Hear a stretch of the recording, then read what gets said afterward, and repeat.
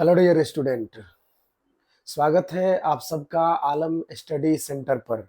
मैं सरफराज आलम आप सबका इस चैनल पर स्वागत करता हूं। मेरे भाई ध्यान दीजिए, पीछे वाले क्लास में हमने प्रश्नावली 1.2 को खत्म किया है। ठीक है, प्रश्नावली 1.2 हम लोग 10th क्लास के एनसीईआरटी बुक मैथ का प्रश्नावली आज 1.3 पढ़ेंगे।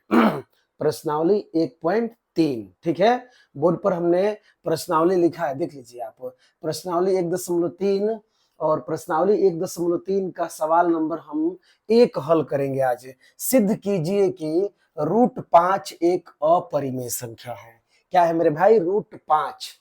कौन? √5 एक अपरिमेय संख्या है। समझिए, देखिए, अगर आप √5 को सिद्ध कर दीजिएगा, √5, तो आप √6 को सिद्ध कर दीजिएगा, आप √7 को सिद्ध कर दीजिएगा, आप √8 को सिद्ध कर दीजिएगा, आप √10 को सिद्ध कर दीजिएगा। इससे पहले आइएगा तो आप √2 को सिद्ध कर सकते हैं, आप √3 को सिद्ध कर सकते हैं, आप √11 को सिद्ध करते हैं। मतलब कहने का माने है, एक प्रश्न आप केवल समझ जाइएगा। समझिए मेरे भाई, अगर आप एक प्रश्न आप हल करना समझ जाइएगा, आपको एक प्रश्न, सिर्फ एक प्रश्न समझ में आ जाएगा, तो ये जितना हमने लिखा है ये सारे प्रश्न को आप एकदम बेझिझक हल कर दीजिएगा, समझते हुए हल कीजिएगा। इसलिए हमारा कोशिश होगा कि हम आपको ये जो पहला प्रश्न है इसको बेहतर ढंग से आसान तरीका से बताने की कोशिश करें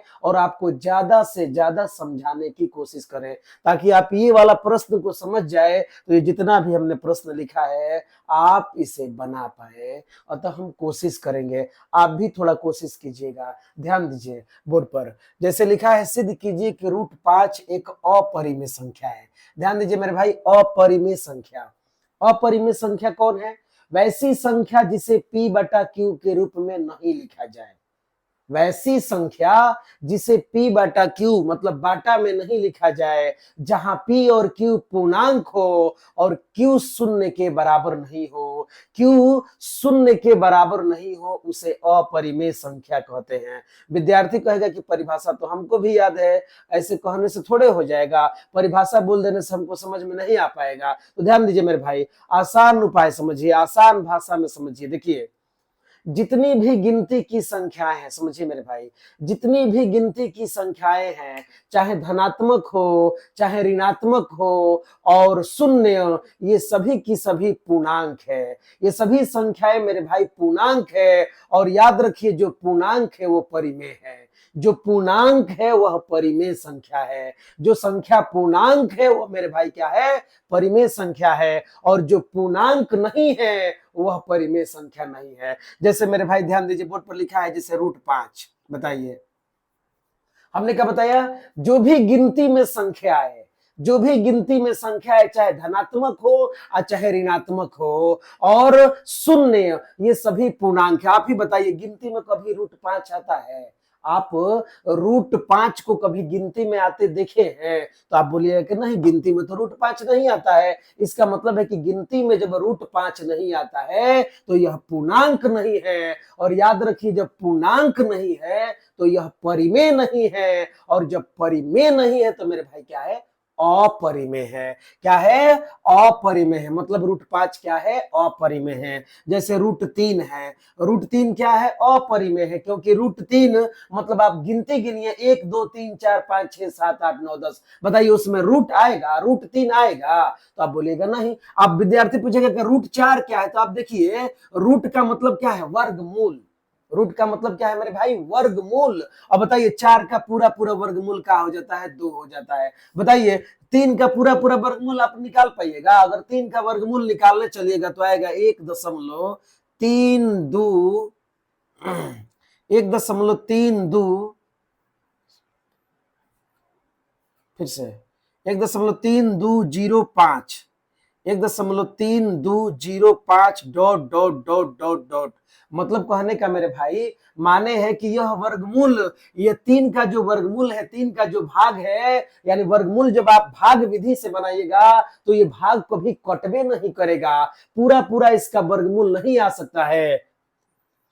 ठीक है, इसका पूरा पूरा वर्गमूल नहीं आ सकता है। इसका मतलब है कि ये मेरे भाई परिमेय संख्या नहीं है। तो बताइए, जिसका पूरा पूरा वर्गमूल निकल जाए, सोचिएगा, ध्यान दीजिए, जिसका पूरा पूरा वर्गमूल निकल जाए तो वह परिमेय हो जाएगा। अब देख लीजिए, 4 का पूरा पूरा वर्गमूल 2 होता है। अब आपसे कोई पूछे कि बताइए 2 गिनती में आता है कि नहीं, बोलेगा हाँ गिनती में आता है, 2 गिनती में आता है। हमने आपको बताया था, जो भी संख्याएं गिनती में आए आप समझ जाइए कि वो पूर्णांक है, चाहे वो प्लस में हो चाहे वो माइनस में है। और याद रखिए मेरे भाई, जो पूर्णांक है वो परिमेय संख्या है। जो पूर्णांक है वो क्या है, परिमेय संख्या है। बताइए, 3 कभी भी गिनती में नहीं आएगा, इसलिए पूर्णांक नहीं है, यानी ये परिमेय संख्या नहीं है। अब जब परिमेय संख्या नहीं है तो मेरे भाई क्या है, अपरिमेय संख्या है। √5 क्या है, अपरिमेय संख्या। परंतु आपको कहने से नहीं होगा कि √5 एक अपरिमेय संख्या है। हम लोग पहले से जानते हैं, आप भी पहले से जानते हैं कि √5 एक अपरिमेय संख्या है, परंतु आपके कहने से कुछ होगा नहीं।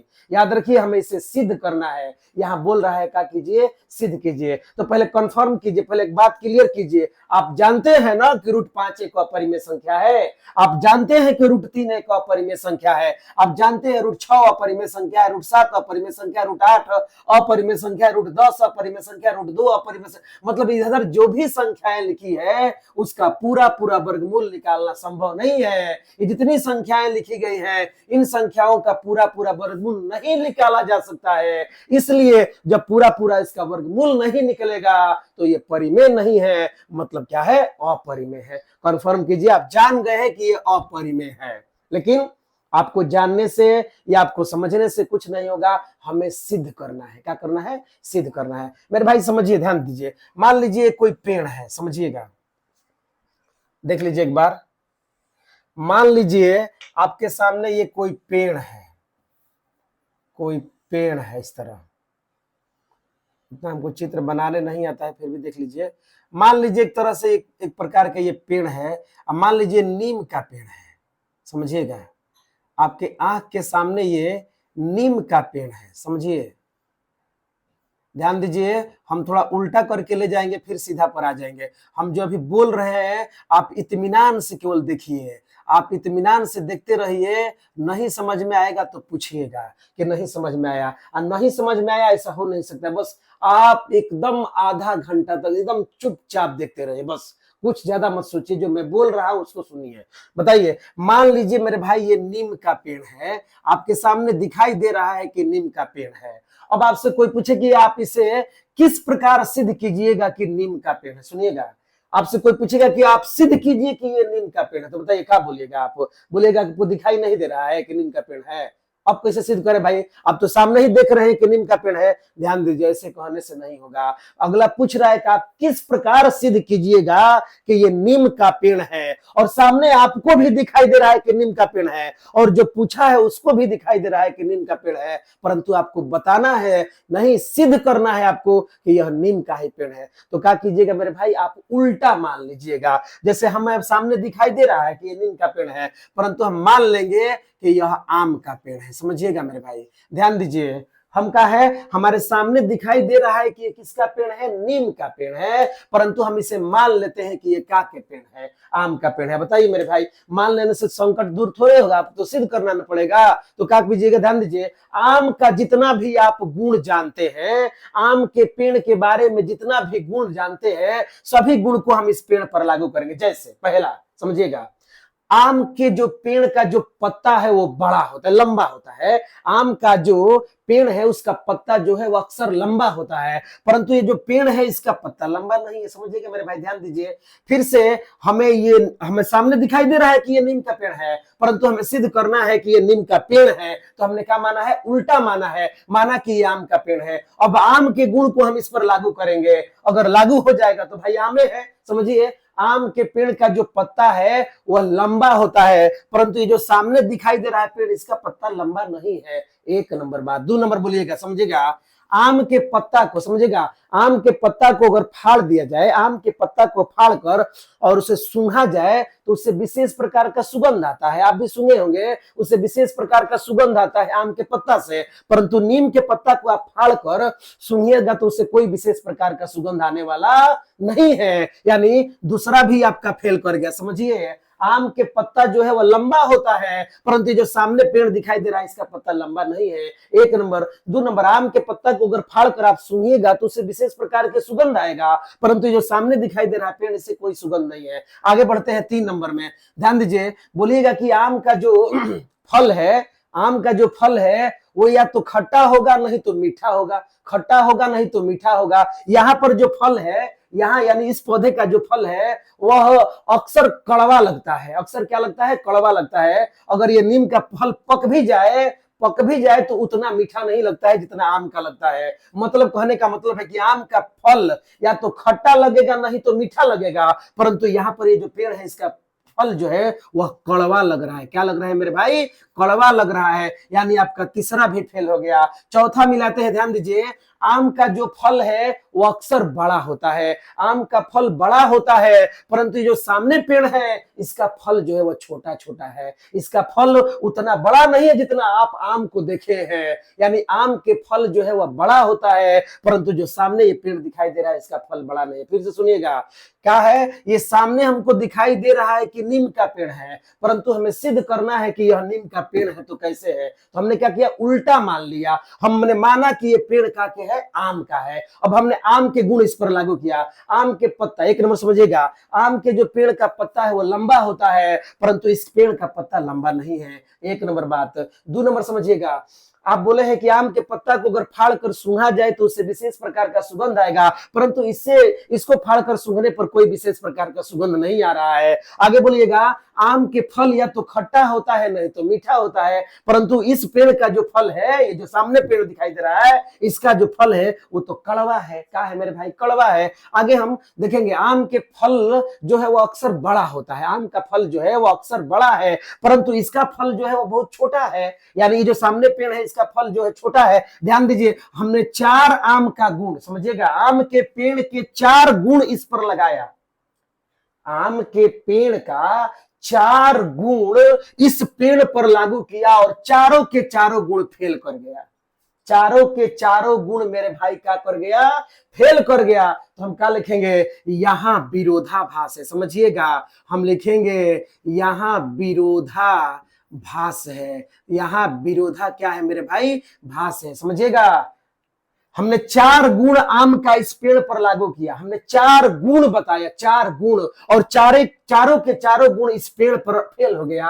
यानी हमारा चारों का चारों गुण कोई भी लागू नहीं हुआ इस पेड़ पर। तो हमने क्या लिखा? यहाँ विरोधाभास है। विरोधाभास के मतलब क्या है? हमने जो आभास लगाया, हमने जो अनुमान लगाया वो विरोधात्मक है, विरोध है, यानी गलत लग रहा है। यानी यहाँ विरोधाभास है। अब जब विरोधाभास है यानी हमारा आभास विरोधात्मक है, तो हम स्वीकार करेंगे। क्या स्वीकार करेंगे? यहाँ विरोधाभास है, अतः हमारी मान्यता गलत है। समझिएगा मेरे भाई, अतः हमारी मान्यता क्या है? गलत है। क्या गलत है मेरे भाई? हमारी मान्यता गलत है मतलब हमने जो माना है वो क्या निकल गया? गलत निकल गया। आप देखिए, हमने जो माना है वो क्या निकल गया मेरे भाई? गलत निकल गया। देखिए हमने क्या लिखा था? हमारी मान्यता क्या है? गलत है। यानी हमने जो माना था वो क्या निकल गया? गलत निकल गया। या बताइए, हमने क्या माना था? हमने इस पेड़ को क्या माना था? आम माना था। वो क्या हो गया? गलत हो गया। अतः यह क्या के पेड़ है? नीम का पेड़ है। समझिए, हमने जो माना है वो क्या निकल गया? गलत निकल गया। अतः हमारी मान्यता यानी जो हमने माना था, बताइए हमने क्या माना था? हमने आम का पेड़ माना था, वो क्या निकल गया? गलत निकल गया। अतः जो है सो यही है। यानी ये पहले से नीम था, अब भी क्या है? नीम है। देखिए प्रूव हो गया। अतः हम लिखेंगे, अतः यह नीम का पेड़ है। अतः यह क्या के पेड़ है? नीम का पेड़। बताइए, हम देख रहे थे नीम का पेड़ है, परंतु हमें सिद्ध करना था, तो हमने क्या मान लिया? उल्टा मान लिया। हमने क्या मान लिया मेरे भाई? उल्टा मान लिया। ठीक है, जैसे मान लीजिए, चलिए छोड़िए, ये नीम आप आम नहीं समझ पाए। जैसे मान लीजिए हमको कोई सिद्ध कहने, मान लीजिए आप हमको देख रहे होंगे, मान लीजिए हम ही को कोई बोले कि आप सिद्ध कीजिए कि आप लड़का है। समझिए, हमको कोई बोले कि आप सिद्ध कीजिए कि आप लड़का है। बताइए कैसे सिद्ध कीजिएगा? सिद्ध करना पड़ेगा ना, कैसे? तो क्या बोलिएगा? ध्यान दीजिए, हम उल्टा मानेंगे। समझिएगा, हम क्या मानेंगे? उल्टा मानेंगे। जैसे हम लड़का हैं, आप भी देख रहे हैं सामने हमको लड़का है, लेकिन हमसे कोई पूछ रहा है कि आप सिद्ध कीजिए कि आप लड़का है, तो हम क्या करेंगे, उल्टा मान लेंगे, माना कि हम लड़की है। समझिएगा, हमने मान लिया अपने आप को कि हम लड़की है, तो मान लेने से थोड़े हो जाएगा, मान लेने से नहीं होगा। अब हम लड़की के गुण अपने पर लागू करेंगे। समझिएगा, लड़की के गुण जो है हम अपने पर क्या करेंगे, लागू करेंगे। आइए लागू करते हैं। एक नंबर गुण ध्यान दीजिए, पहला है, अक्सर जो है वह लड़की का जो बाल है वह लंबा होता है। समझिएगा, अक्सर जो है वह लड़की का जो बाल है वो क्या होता है मेरे भाई, लंबा होता है। परंतु आप हमें सामने देख रहे हैं, बताइए हमारा बाल लंबा नहीं है, इसका मतलब है ये पहला जो गुण है वो फेल कर गया। आइए दूसरा देखते हैं, लड़की का जो आवाज है, दूसरा ध्यान दीजिए, लड़की का जो आवाज है वह अक्सर जो है वो मधुर होता है, लेकिन हमारा सामने दिख रहे हैं आप आवाज, हमारा लड़की जैसा आवाज नहीं है, यानी हमारा आवाज जो है वो फेल कर गया। समझिए दूसरा गुण फिर से, लड़की का बाल जो है अक्सर लंबा होता है, परंतु मेरा बाल तो लंबा नहीं है, पहला गुण जो है फेल कर गया। दूसरा, लड़की का आवाज जो है वह क्या बोलते हैं, मान लीजिए अक्सर मधुर होता है, परंतु मेरा तो ऐसा नहीं है, 2 नंबर फेल कर गया। तीसरा देखिए, तीसरा क्या है समझिएगा, अक्सर लड़की या महिला जो है वो आभूषण का इस्तेमाल करती है, कान में, नाक में, मान लीजिए हाथ में भी, परंतु मेरे पास तो ऐसा कुछ नहीं है, मेरे नाक में क्या बोलते हैं, हाथ में या फिर कान में ऐसा कुछ नहीं है। मतलब ये तीसरा गुण भी फेल कर गया। हमने 3 गुण लगभग लड़की का अपने आप पर लगाया, लेकिन तीनों फेल कर गया। तो बताइए हम क्या लिखेंगे, यहाँ विरोधाभास है। समझिएगा मेरे भाई, हमने 3 गुण लगाया अपने आप पर, लड़की का 3 गुण हमने आप पर लगाया, परंतु तीनों फेल कर गया। तो हम बोलेंगे कि यहाँ विरोधा क्या है, भास है, यानी हमने जो आभास लगाया है वो विरोधात्मक है, अतः हमारी मान्यता गलत है। बताइए, अब हमने जो माना है वो गलत हो गया। बताइए हमने क्या माना था, लड़की माना था, वो क्या हो गया, गलत हो गया, इसका मतलब हम लड़का है। बताइए प्रूव हो गया ना। तो अब समझिए, अब आते हैं हम अपने प्रश्न पे। अब देखिएगा प्रश्न कैसे है, समझिए, आप सब लोग जानते हैं कि √5 एक अपरिमेय संख्या है। पहले ही आप जानते हैं कि √5 एक अपरिमेय संख्या है, √3 एक अपरिमेय संख्या है, इस बॉक्स में जो भी लिखा है सब अपरिमेय संख्या है, हम जानते हैं। परंतु अब देखिए हम क्या करेंगे, हम इसे उल्टा मान लेंगे। क्या मान लेंगे, उल्टा मान लेंगे। ये अपरिमेय संख्या है, √5 हम पहले से जानते हैं अपरिमेय संख्या है, परंतु यहां मानेंगे कि परिमेय संख्या है। क्या मान लेंगे मेरे भाई, परिमेय संख्या है। हम जानते हैं कि हम लड़का है, लेकिन हम सिद्ध करने के लिए मान लिए लड़की है। तो बताइए, आप जानते हैं, आप भी जानते हैं, हम भी जानते हैं कि √5 क्या है, अपरिमेय संख्या है, परंतु हम इसे क्या मान लेंगे, यह एक परिमेय संख्या है। चलिए शुरू होता है हल, देखते रहिए। तो लिखेंगे माना कि, ध्यान दीजिएगा, माना कि √5, माना कि √5 एक परिमेय संख्या है। समझिएगा मेरे भाई, माना कि √5 एक परिमेय संख्या है। √5 एक क्या है, परिमेय संख्या है। हमने मान लिया कि √5 जो है वह एक क्या है, परिमेय संख्या। बताइए, मान लेने से थोड़े हो जाएगा, अब परिमेय संख्या का गुण तो लागू करना पड़ेगा ना, परिमेय संख्या की विशेषता तो उस पर लागू होगा।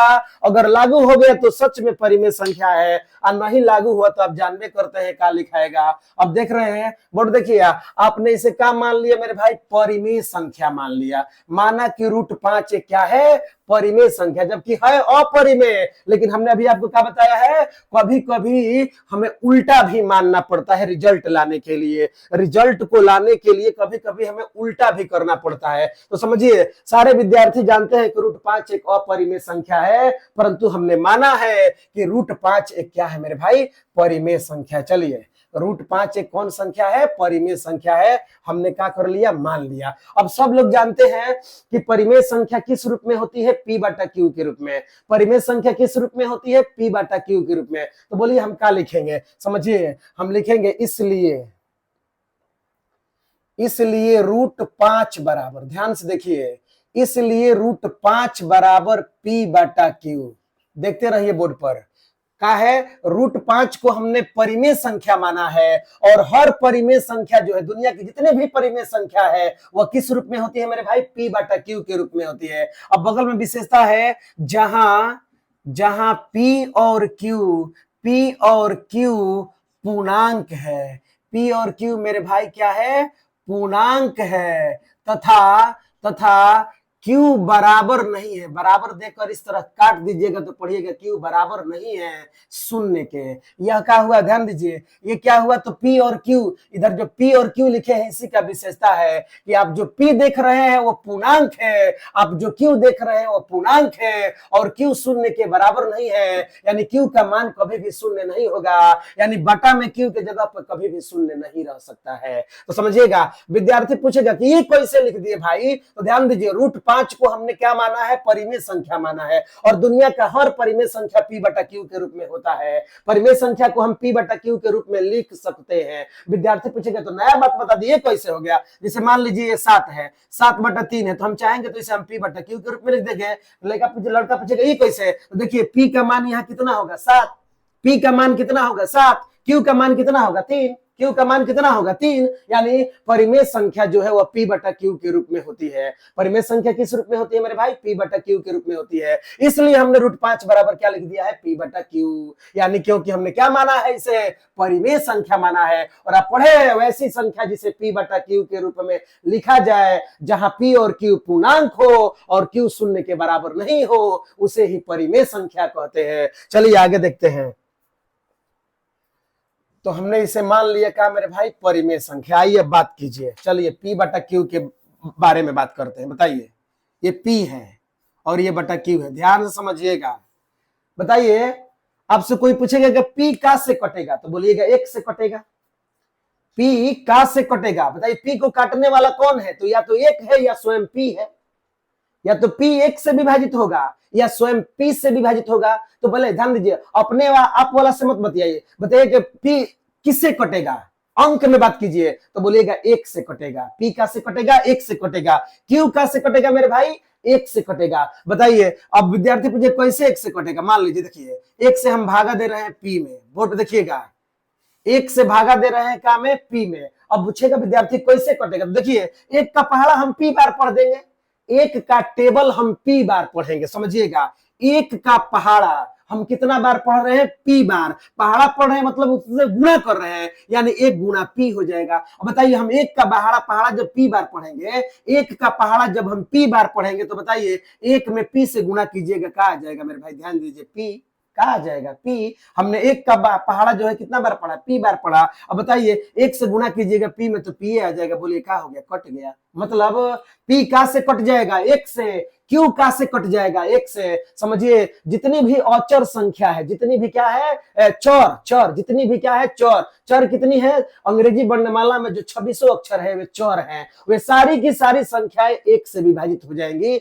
1 से कट जाएंगे। तो बताइए, p का से कटेगा 1 से, क्यू का से कटेगा 1 से। तो ध्यान दीजिए, p को काटने वाला कौन है, 1, क्यू को भी काटने वाला कौन है, 1। विद्यार्थी पूछे कैसे, मान लीजिए क्यू है, समझिएगा क्यू ये क्यू है, हमें इसे कटाना है 1 से, तो क्या कीजिएगा मेरे भाई, ध्यान दीजिए, 1 का पहाड़ा आप कितना बार पढ़िएगा, क्यू बार पढ़िएगा। 1 का पहाड़ा कितना बार पढ़िएगा, क्यू बार पढ़िएगा। अब बोले क्यू से गुणा कीजिएगा 1 में, क्यू 1 है, क्या हो जाएगा, क्यू। बोले क्या हो गया, कट गया। 1 का पहाड़ा हमने कितना बार पढ़ा, क्यू बार पढ़ा। विद्यार्थी पूछेगा 1 को कटाइए 1 को, तो बताइए हमें ए में भाग दे रहे हैं 1 से, तो बताइए हम 1 का पहाड़ा कितना बार पढ़ेंगे, ए बार पढ़ेंगे। अब बोलिए ए से गुणा कीजिएगा 1 में, क्या हो जाएगा, कट जाएगा। देख लीजिए, कट गया। यानी कहने का मतलब है, अंग्रेजी वर्णमाला में जितने भी अक्षर हैं सबको कौन विभाजित करेगा, 1। सिर्फ संख्या देखा जाए तो कौन विभाजित करेगा, 1 विभाजित करेगा।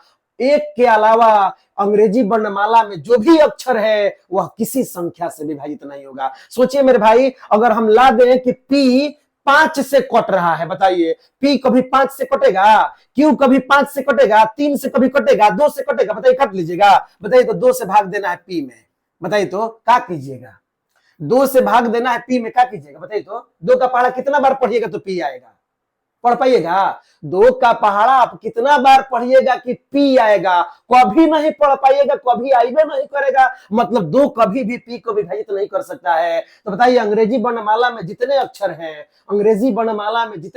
हैं वे सारे के सारे विभाजित होंगे सिर्फ और सिर्फ किससे मेरे भाई, 1 से। किससे विभाजित होंगे, 1 से। अंक की बात की जाए तो यानी एक से पी भी कट जाएगा और एक से क्या कट जाएगा मेरे भाई, क्यू कट जाएगा। अब बताइए जो कट जाता है उसे गुणनखंड कहते हैं। तो बोलिए, हम पूछेंगे कि बताइए पी का गुणनखंड क्या होगा, तो बोलिएगा एक। पी का गुणनखंड क्या होगा, तो एक। क्यू का गुणनखंड क्या होगा, तो बोलिएगा एक, क्योंकि पी एक से विभाजित हो जाता है और पी पे क्यू भी क्या से विभाजित होता है, एक से विभाजित होता है। तो ध्यान दीजिए, याद रखिएगा, एकदम दिमाग में बैठा लीजिए, पी को काटने वाला कौन है, एक है। क्यू को काटने वाला कौन है, एक है। चलिए अब आगे बढ़ते हैं, देखते रहिए।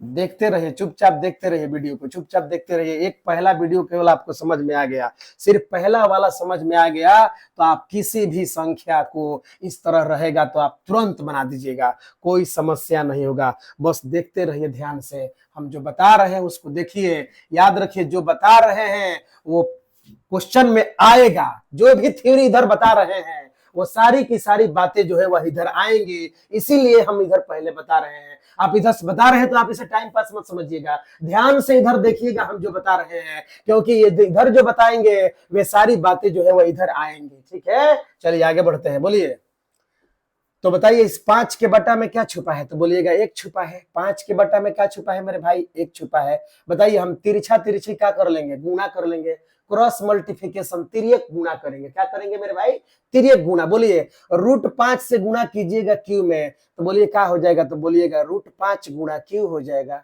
बोलिएगा √5 गुना क्यू हो जाएगा। विद्यार्थी पूछेगा कि 5 √5 क्यू नहीं होगा, हाँ हो जाएगा, क्योंकि √5 और क्यू के बीच में चिन्ह गुणा है। हमने गुणा दिखा दिया और आपने गुणा को हटा दिया, कोई बात नहीं है। √5 क्यू भी हो सकता है। √5 से जब हम क्यू में गुणा करेंगे तो √5 क्यू बोलिएगा, चाहे √5 गुना क्यू बोलिए, बात एक है। ठीक है, चिन्ह बराबर है, बराबर दे दीजिए। अब बोलिए पी से गुणा कीजिएगा क्या में, एक में, तो बोलिए पी से एक में गुणा कीजिएगा क्या हो जाएगा मेरे भाई, पी ए हो जाएगा। अब बताइए आगे क्या करेंगे, आगे ध्यान दीजिए। अब हमें रूट को हटाना है, समझिएगा, इस रूट को हटाना है, तो रूट को हटाने का उपाय है वर्ग करना पड़ेगा। हमें दोनों तरफ क्या करना पड़ेगा, वर्ग। आइए सिखाते हैं, समझिए। मान लीजिए √5 है, √5 है। आपसे कोई पूछेगा कि रूट को हटाइए, कैसे हटेगा, तो आप इसका वर्ग कर दीजिए। वर्ग मतलब पावर 2, और बताइए वर्ग जब कीजिएगा तो पावर 2 के कारण रूट हट जाएगा मेरे भाई, समझिएगा।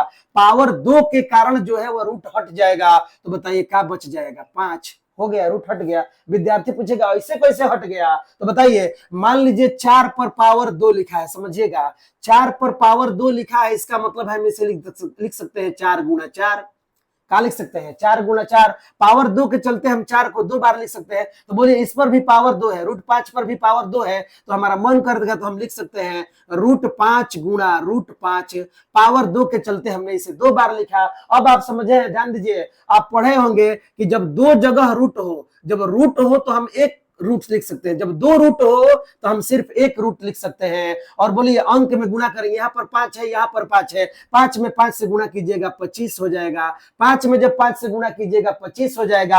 अब बताइए 25 का वर्गमूल क्या होगा, 5 होगा। देखिए इधर भी 5 आया था, यहाँ पर भी 5 आ गया, मतलब आप इसे चाहे तो इस तरह हल करके लाइएगा, 5 आएगा। हमने क्या बताया, आसान आइडिया, पावर 2 के कारण रूट क्या हो जाता है, हट जाता है। याद रखिएगा, पावर 2 के कारण रूट क्या हो जाता है, हट जाता है। नहीं सीखे हैं तो मान लीजिए √3 है, √3 पर पावर 2 है। अब बताइए क्या होगा, बोलिएगा पावर 2 के कारण रूट क्या हो जाएगा मेरे भाई, हट जाएगा। अब बताइए जब रूट हट जाएगा तो कौन बचेगा, 3 बचेगा। कौन बचेगा, 3 बचेगा। विद्यार्थी पूछेगा कैसे, तो बताइए 4 पर पावर 2 था तो हम 4 गुना 4 लिख दिए, तो बताइए √3 पर पावर 2 है तो हम इसे 2 बार लिख सकते हैं। क्या लिखेंगे मेरे भाई, तो लिखेंगे √3 गुना √3, √3 गुना √3। बताइए दोनों जगह 2-2 रूट है, तो नियम क्या है, एक रूट दे दीजिए। जब 2 रूट दिखाई दे तो बस एक रूट दीजिए और अंक में गुणा कीजिए, 3 में 3 से गुणा कीजिएगा, 9 हो जाएगा। अब बताइए 9 पर रूट है, इसका मतलब 9 का वर्गमूल। अब बताइए 9 का वर्गमूल क्या होता है, 3 होता है। देखिए 3 आ गया, यहाँ पर भी 3, यहाँ पर भी 3, तो क्या सीखे, पावर 2 के कारण रूट क्या हो जाता है,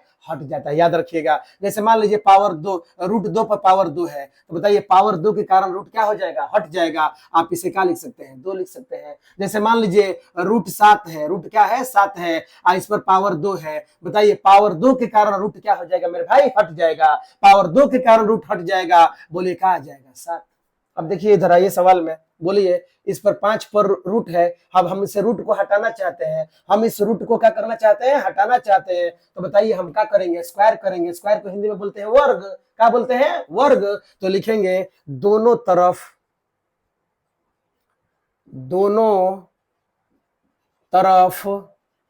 वर्ग करने पर, दोनों तरफ क्या करने पर मेरे भाई, वर्ग करने पर। अब दोनों तरफ के मतलब क्या है, बराबर के इधर भी पावर 2 करेंगे, बराबर के उधर भी पावर 2 करेंगे। मतलब एलएचएस में भी पावर 2 करना पड़ेगा, आरएचएस में भी पावर 2 करना पड़ेगा। विद्यार्थी पूछेगा कैसे, तो ध्यान दीजिए, जब यहाँ पर बराबर आ गया तो आप समझिए समीकरण हो गया। और समीकरण क्या कहता है, समीकरण कहता है कि इधर पावर 2 किए हैं तो इधर भी पावर 2 कीजिए, इधर 2 से भाग दे रहे हैं तो इधर भी 2 से भाग दीजिए, इधर 5 घटा रहे हैं तो इधर भी 5 घटाइए, इधर 3 से गुणा कर रहे हैं तो इधर भी 3 से गुणा कीजिए, इधर पावर 3 कर रहे हैं तो इधर भी पावर 3 कीजिए। तो आपका रिजल्ट बिगड़ेगा नहीं, कभी भी आंसर गड़बड़ नहीं होगा। नहीं तो इधर पावर 2 कर दीजिए, इधर पावर 5 कर दीजिए, गलत हो जाएगा। समझ गए। तो याद रखिए दोनों तरफ बराबर करना पड़ता है। तो क्या बोलिएगा, दोनों तरफ वर्क करने पे, दोनों तरफ मतलब बराबर के इधर मतलब एलएचएस में भी पावर 2 कीजिएगा, और बराबर के इधर मतलब आरएचएस में भी पावर 2 कीजिएगा। चलिए शुरू हो जाइए। बोलो देखिए क्या लिखिएगा मेरे भाई, ध्यान दीजिए। रूट कितना है, 5 है। रूट 5 गुणा का लिखा है, क्यू लिखा है। बताइए वर्ग कर रहे हैं, बताइए ये 2 है। कैसे 2 है, ध्यान दीजिए। इसमें अंग्रेजी वर्णमाला का अक्षर है और फिर अंक है। अंग्रेजी वर्णमाला का अक्षर है फिर अंक है, यानी इसको आपको घेरना पड़ेगा। घेर कर इसे पावर 2 कीजिए। चलिए उधर भी घेर दीजिए, कोई बात नहीं। पावर 2 करना है, हमने घेर कर पावर 2 कर दिया, चिन्ह बराबर है। बोलिए भाई ध्यान दीजिए, पी है, पावर 2 कर रहे हैं, इस तरह कोष्ठ देकर पावर 2 कर दे रहे हैं। ठीक है, चलिए आइए ध्यान दीजिए बोर्ड पर। अब बताइए ये कोष टूटेगा, जब कोष टूटेगा तो पावर 2 सबसे पहले रूट 5 पर होगा, अब फिर पावर 2 एक बार क्यू पर होगा। बारी बारी से फिर समझे मेरे भाई, ये जब कोष टूटेगा, ये जब कोष टूटेगा तो ये पावर 2 सबसे पहले रूट 5 पर होगा और फिर पावर 2 क्यू पर होगा। तो बताइए हम कोष्ठ को तोड़ रहे हैं तो पावर 2 पहले किस पर होगा, रूट 5 पर। अभी पढ़े कि पावर 2 के कारण रूट क्या हो जाता है, हट जाता है। पावर 2 के कारण रूट क्या हो जाता है, हट जाता है। तो बताइए पावर 2 जब रूट पर होगा तो पावर 2 के कारण रूट हट जाएगा। तो बोलिए मेरे भाई क्या बचा, 5। केवल क्या बचा, 5 बचा। अब बताइए चिन्ह क्या है, गुणा है, तो गुणा लिख दीजिए। अब बोलिए पावर 2 किस पर होगा, क्यू पर होगा। समझिएगा, पावर 2 किस पर होगा, क्यू पर होगा। तो बोलिए क्या हो जाएगा, क्यू स्क्वायर हो जाएगा। क्यू क्या हो गया, स्क्वायर। अब चिन्ह बताइए, बराबर है, बराबर लिखिए। अब देखिए इसे कोष्ठ को तोड़ दीजिए, तो बोलिए पावर 2 किस पर होगा, पी पर। तो बोलिए क्या हो जाएगा, पी स्क्वायर हो जाएगा। ठीक है, क्या हो गया, पी स्क्वायर हो गया। क्या हो गया मेरे भाई, पी स्क्वायर। क्या स्क्वायर हो गया, पी स्क्वायर। ठीक है, आप इसे चाहे तो समीकरण फर्स्ट मान सकते हैं। क्या मान सकते हैं मेरे भाई, समीकरण फर्स्ट। आप इधर इसी को समीकरण फर्स्ट मान लीजिएगा। ठीक है, चलिए आगे बढ़ते हैं। अब बताइए, समझिएगा, इधर आइए फिर रफ में। रफ ध्यान दीजिएगा, रफ में टाइम पास आप मत बुझिएगा, रफ को सोचबो मत कीजिएगा क्योंकि टाइम पास है। इधर जो हम आपको दिखा रहे हैं उसको ध्यान से देखिए, तभी आप इधर समझ पाइएगा, और नहीं तो गारंटी है आपको समझ में नहीं आएगा। फिर आप बोलिएगा कि हमको समझ में नहीं आया। इसलिए इधर जो हम दिखा रहे हैं उसको समझिए। आइए बोर्ड देखिए, मान लीजिए 3/2 लिखा है, 3/2। कोई बोले कि आप इस बात को हिंदी में बताइए, क्या बोलिएगा, 3/2 को आप हिंदी में बोलिए, क्या बोल पाइएगा, तो क्या बोलिएगा, समझिएगा ध्यान से। आप बोलिएगा कि 2 3 को विभाजित करता है। क्या बोलिएगा मेरे भाई, 2 3 को क्या करता है, विभाजित करता है। फिर से देखिए, मान लीजिए लिखा है x बटा में y। कोई पूछेगा कि हिंदी में बताइए, हिंदी में बताइए क्या लिखा है, तो बोलिएगा कि y कौन, y x को विभाजित करता है। क्या बोलिएगा मेरे भाई, y x को क्या करता है, विभाजित करता है। फिर से देखिए, विभाजित करना मैंने भाग देना, विभाजित करना मतलब क्या करना, भाग देना। जैसे मान लिखा है 5 बटा लिखा है मान लीजिए 7, 5 बटा क्या लिखा है, 7। कोई पूछेगा आप इसे हिंदी में बोलिए, क्या बोलिएगा, तो बोलिए क्या बोलिएगा, बोलिएगा कि 7 कौन, 7 किसको, 5 को। 7 किसको, 5 को क्या करता है, विभाजित करता है। क्या बोलिएगा मेरे भाई, 7 5 को, 7 किसको, 5 को क्या करता है, विभाजित करता है। बोल दीजिएगा, दिक्कत नहीं ना किसको। चलिए आगे बढ़ते हैं। अब बताइए क्या बोलिएगा, इधर देखिए। अब आइए अपने सवाल पर, बोलिए क्या बोल रहे हैं। ये 5 बताइए क्या में है, गुणा में। समझिएगा, 5 का चिन्ह क्या है, गुणा है। अब बताइए 5 गुणा में है तो इधर जाएगा तो क्या हो जाएगा, बटा में। समझिए फिर से, 5 और क्यू स्क्वायर के बीच में चिन्ह क्या है, गुणा है, यानी 5 गुणा में है। और जब 5 गुणा में है और इसको उठाकर बराबर के इधर लाइएगा, बराबर के इधर लाइएगा, तो बोले किसके बटा में हो जाएगा, पी स्क्वायर। किसके बटा में हो जाएगा मेरे भाई, पी स्क्वायर बटा में 5 हो जाएगा। पी स्क्वायर बटा में क्या हो जाएगा, 5 हो जाएगा। याद रखिए, आप इधर इसको लाइएगा नहीं, लेकिन सोचिए ऐसा हो जाएगा कि नहीं। लाना नहीं है, बस सोचना है, लाना नहीं है, सोचना है ये गलत है कि सही है। बताइए, फिर से बताइए। 5 क्या में है, गुणा में है। 5 क्या में है, गुणा में है। बराबर के इधर जाएगा तो क्या होगा, बटा में जाएगा। बताइए किसके बटा में, तो पी स्क्वायर के बटा में। तो बताइए पी स्क्वायर के बटा में क्या हो जाए, लाना नहीं है, लेकिन सोचना है ऐसा होगा कि नहीं होगा। गलत लग रहा है आपको, हो सकता है ना, बोलिएगा हाँ हो सकता है। कहा कि 5 क्या में है, गुणा में है। 5 क्या में है, गुणा में है, और जब बराबर के दूसरी तरफ आता है तो बटा में हो ही जाता है, बटा में हो जाता है। तो चलिए आगे बढ़ते हैं, ध्यान दीजिए। 5 क्या में है मेरे भाई, गुणा में है, इधर गया तो कितना हो गया, बटा में। तो बताइए क्या हो गया, पी स्क्वायर बटा 5। क्या हो गया मेरे भाई, पी स्क्वायर बटा 5। हम बोले थे आप इसको 3/2 लिखा है, आप हिंदी में बोल पाइएगा। तो आप बोले थे अभी बोले हैं कि 2 कौन, 2 3 को क्या करता है, विभाजित करता है। y किसको, x को विभाजित करता है। क्या बोलिएगा, 7। क्या बोलिएगा मेरे भाई, 7 किसको, 5 को क्या करता है, विभाजित करता है। तो बोले इधर क्या बोलिएगा, 5 कौन, 5 किसको, पी स्क्वायर को क्या करता है, विभाजित करता है। क्या बोलेगा हिंदी में, 5 क्या बोलेगा, 5 किसको, पी स्क्वायर को क्या करता है, विभाजित करता है। चलिए लिखिए, क्या लिखिएगा, लिखिएगा चूंकि 5, समझिएगा, कामा दे दीजिएगा। 5 किसको भाई, तो पी स्क्वायर को, 5 पी स्क्वायर को विभाजित करता है, विभाजित करता है, समझिएगा। 5 पी स्क्वायर को विभाजित करता है। 5 किसको, 5 पी स्क्वायर को विभाजित करता है।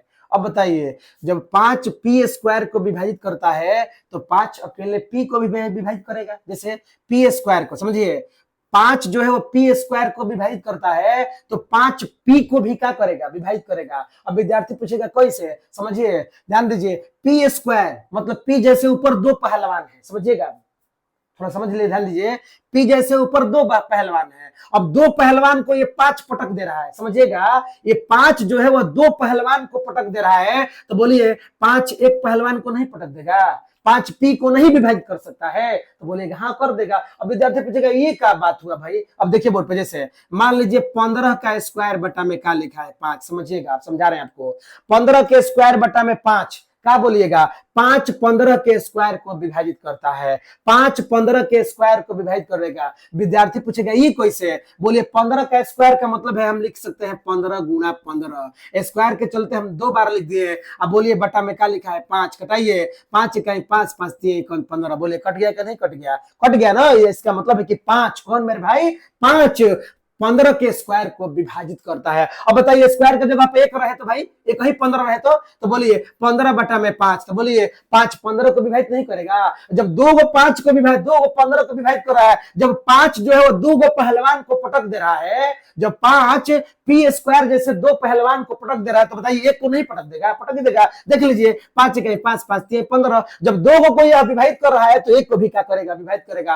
अब मान लीजिए, तो समझाने का तरीका था। अब विद्यार्थी पूछेगा ये क्या बात हुई, तो ध्यान दीजिए, अगर आपको और बेहतर ढंग से पढ़ना है तो किताब में पढ़ लीजिएगा, प्रमेय है। ध्यान दीजिए, प्रमेय 1.3, याद रखिए, ये हम प्रमेय 1.3 से पढ़ा रहे हैं आपको। 1 का से पढ़ा रहे हैं, 3 से पढ़ा रहे हैं। क्या कह रहा है प्रमेय 1.3, कह रहा है कि अगर ए स्क्वायर को एक्स विभाजित कर रहा है, ध्यान से सुनिएगा मेरे भाई, एक्स अगर ए स्क्वायर को विभाजित करता है, एक्स अगर ए स्क्वायर को विभाजित करता है, तो याद रखिए एक्स ए को भी क्या करेगा, विभाजित करेगा। एक्स ए को भी क्या करेगा, विभाजित करेगा। कोई पूछेगा कैसे, तो प्रमेय को पॉइंट को से 1.3 से, प्रमेय को 0.को से 1.3 से। हम समझाने के लिए आपको बता रहे हैं कि पी स्क्वायर जैसे 2 पहलवान, स्क्वायर का मतलब 2, यानी पी 2 है, तो 2 पहलवान को 5 पटक दे रहा है। तो बताइए एगो 5 जो है एगो पी को नहीं पटक देगा, तो बोलेगा हाँ पटक देगा। तो बताइए क्या बोले हैं, ध्यान दीजिए क्या बोले हैं, समझिएगा।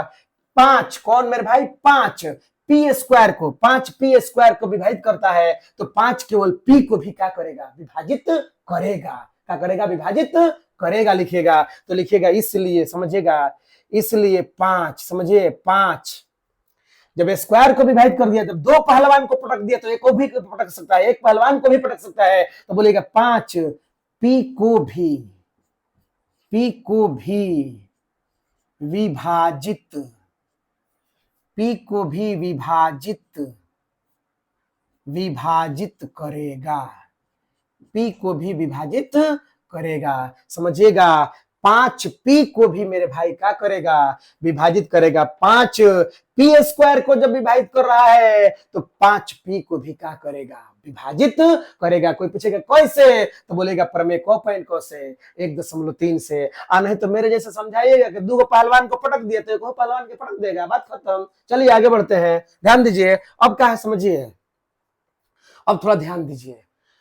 अब बोलिए समीकरण फर्स्ट को देखिए एक बार, समीकरण फर्स्ट को मेरे भाई, समीकरण फर्स्ट में कौन है, हम पूछेंगे बताइए तो समीकरण फर्स्ट में कौन अकेले है। सुनिएगा, हम बार बार बोल रहे हैं, जो हम बोल रहे हैं उसको ध्यान से सुनिए, समझिए।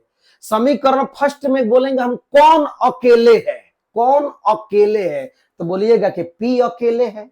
इसको अकेले नहीं बोलिएगा क्योंकि 5 गुणे क्यू स्क्वायर लिखा है मेरे भाई, यानी 5 और क्यू स्क्वायर 2 है, यानी जोड़े हैं, समझिएगा। 5 एक अंक है और एक एबीसीडी का अक्षर है, तो ये दोनों हुआ जी। ध्यान दीजिए, एक अंक है एक एबीसीडी का अक्षर है, मतलब एक चर है और एक अक्षर है। अंक को अक्षर बोलते हैं, इसको चर बोलते हैं, तो एक चर और अक्षर मतलब ये 2 है, तो ये क्या है मेरे भाई, अकेले है। क्या है, अकेले है। तो जो अकेले है उसी को मानेंगे। ध्यान दीजिए, लिखिएगा माना की, समझिएगा माना की, देखते रहिए बोर्ड पर। माना कि बताइए कौन अकेले है, तो बोलिएगा पी अकेले है, तो माना कि पी बराबर, समझिएगा मेरे भाई, माना कि पी बराबर। विद्यार्थी पूछेगा पी नहीं है, पी स्क्वायर है। याद रखिए, आपको स्क्वायर को नहीं लेकर चलना है, केवल पी को लेकर चलना है। पावर 2 रहेगा तो पावर से मतलब नहीं है, इधर अकेले कौन है, पी है, तो माना कि पी बराबर। अब बताइए समीकरण फर्स्ट में मेरे भाई, समझिएगा मेरे बात को, समीकरण फर्स्ट में बताइए कौन सा अंक आया है, समीकरण फर्स्ट में कौन सा अंक आया है, तो बोलिएगा 5 आया है। क्या आया है, 5, तो लिखिएगा माना कि पी बराबर 5। और एक चर मान लीजिए अपने से, चर मतलब एबीसीडी के अक्षर, एक अपने से चर मान लीजिए। हम यहां पर मान ले रहे हैं मेरे भाई एम, क्या मान ले रहे हैं, एम, तो मान लिए कि P बराबर 5m। चलिए एक बार फिर से आपको समझाते हैं। समीकरण फर्स्ट में हमने पूछा कि बताइए कौन अकेले है, तो आप बोले कि P अकेले है।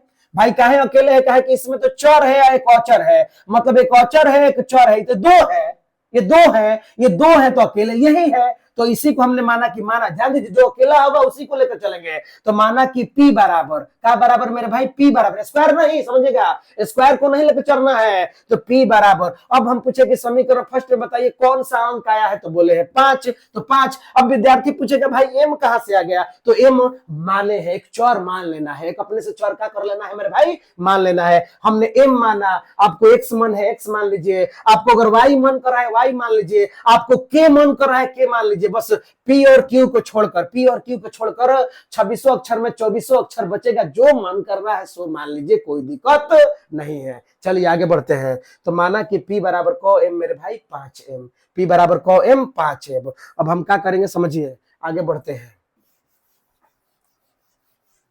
इसको थोड़ा ऊपर लिखते हैं, पता नहीं आपको दिखाई देगा कि नहीं देगा, थोड़ा दिक्कत है, नीचे दिखाई दे रहा है कि नहीं दे रहा है, उसमें भी समस्या है, डाउटे लग रहा है।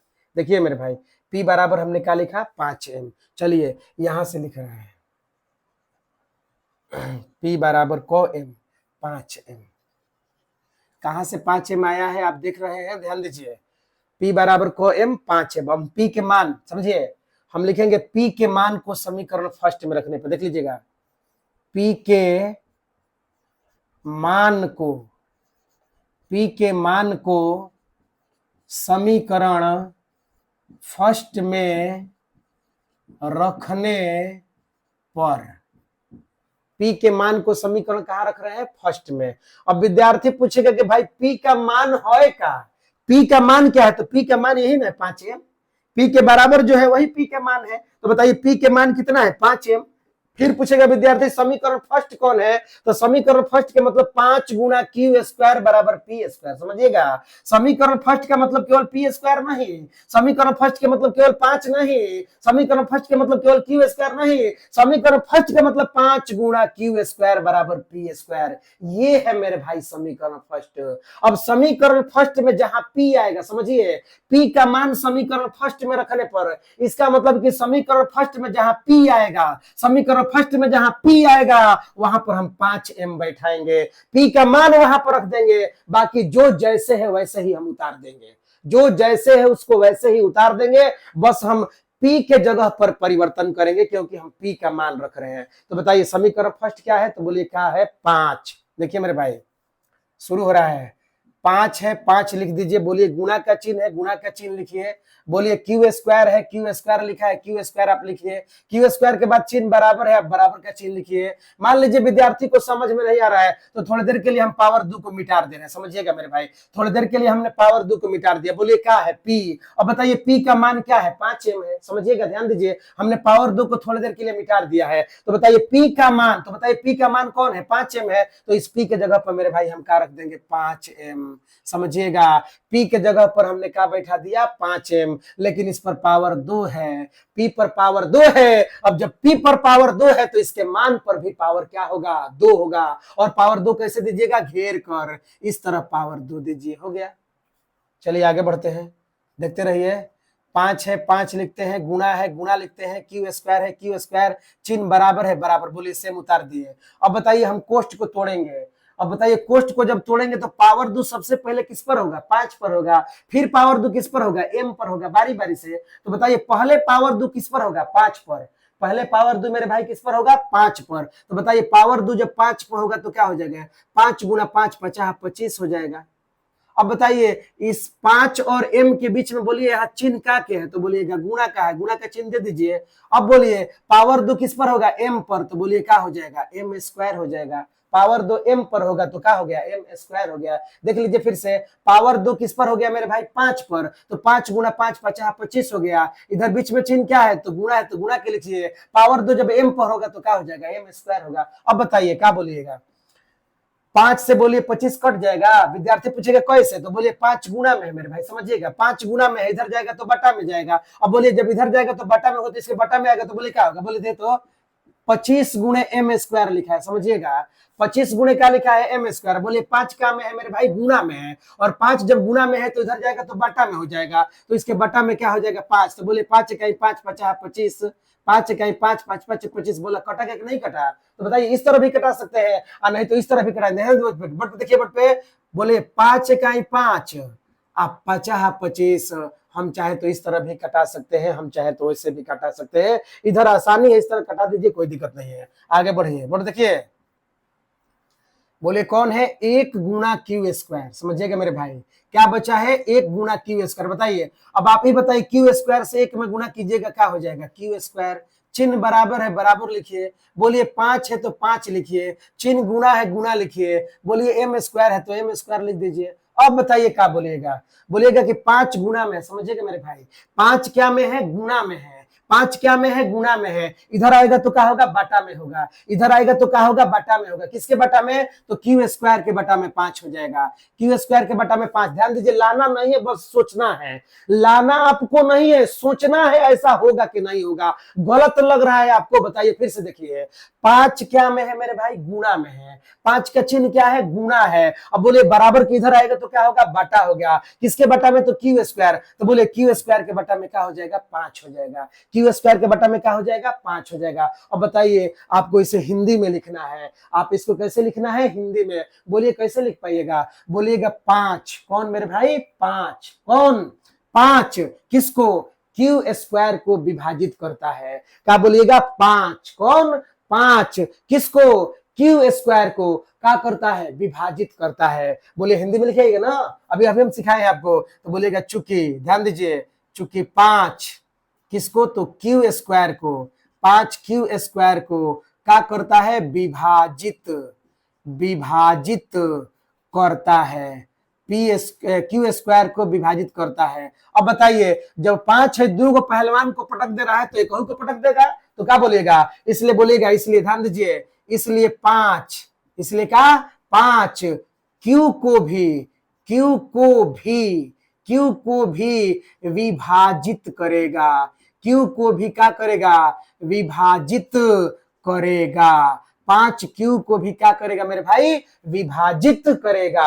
अब बताइए, देखिए इधर बोर्ड पर समझिएगा, अब हम कुछ बदलने वाले हैं, ध्यान दीजिए, ये तो आप समझ गए होंगे। बोलिए 5 पी को विभाजित करेगा, 5 पी को विभाजित करेगा, अब 5 क्यू को भी विभाजित करेगा, यानी 5 पी को भी विभाजित कर रहा है और 5 क्यू को भी विभाजित कर रहा है। तो क्या लिखेगा, यहां समझिएगा, बोलेगा यहां पी और क्यू, समझिएगा, यहां पी और क्यू का उभयनिष्ठ, पी और क्यू का उभयनिष्ठ, समझिएगा मेरे भाई, पी और क्यू का उभयनिष्ठ गुणनखंड, उभयनिष्ठ गुणनखंड, उभयनिष्ठ गुणनखंड 5 है। चलिए अब हम आपको समझाते हैं। बोलिए 5 पी में भी है और 5 क्यू में भी है, तो इसलिए 5 दोनों में है, इसलिए उभयनिष्ठ आया है। समझिए, जो दोनों में शामिल हो उसे उभयनिष्ठ कहा जाता है। अब देखिए 5 क्यू को भी विभाजित करेगा और 5 पी को भी विभाजित करेगा, यानी पी और क्यू दोनों को विभाजित कर रहा है, इसलिए उभयनिष्ठ आ रहा है। अब गुणनखंड क्यों आया, क्योंकि विभाजित कर रहा है, विभाजित कर रहा है, इसका मतलब है कि उसका गुणनखंड है। जैसे मान लीजिए, जैसे कोई कहे कि 6 3 से विभाजित होगा, 6 क्या से विभाजित होगा, 3 से, तो आप बोलिएगा कि 6 का गुणनखंड क्या है, 3 है। 6 का गुणनखंड क्या है, 3 है, क्योंकि 3 से 6 पूरा पूरा क्या हो जाएगा, कट जाएगा। इसका मतलब है कि 6 का गुणनखंड क्या होगा, 3 होगा। तो बोलिए क्या बोलिएगा, ध्यान दीजिए, एक सेकंड रुकिए, थोड़ा पानी पी लेते हैं।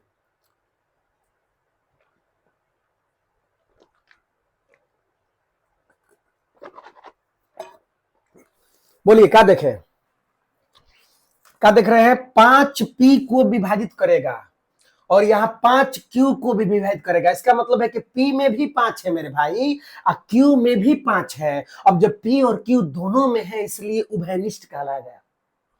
पी और क्यू दोनों में है, इसलिए उभयनिष्ठ। और गुणनखंड क्यों है, तो गुणनखंड इसलिए कहलाया क्योंकि विभाजित कर रहा है।